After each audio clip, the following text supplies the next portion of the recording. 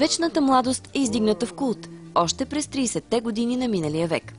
От зараждането на златната ера в Холивуд до днес, единствено звездните лица за подражание се менят.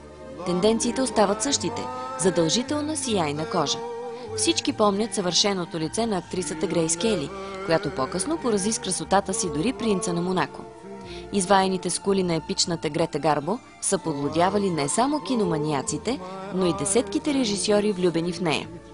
От тогава до днес жените просто не могат да си позволят да остареят, като използват всякакви начини и не жалят средства, за да постигнат целта си.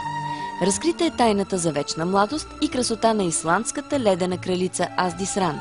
Директно от Исландия идва не само една от най-обсъжданите дами в родния хайлайф, но и последните тенденции в грижата за кожата с клетъчен активатор, създаден в растение. Винаги сме свързвали пейзажа в Исландия с синя лагуна, плажове, покрити с черен пясък и праисторически гейзери. Малката й територия е събрала на едно място завиден брой природни дадености. Почитателите на натуралния начин на живот могат да добавят ново чудо към списъка с исландски богатства – фонтанът на младостта. Най-интересното е, че козметичната концепция съдържа епидермален фактор на растеж, който печели на откривателите си Нобелова награда за медицина.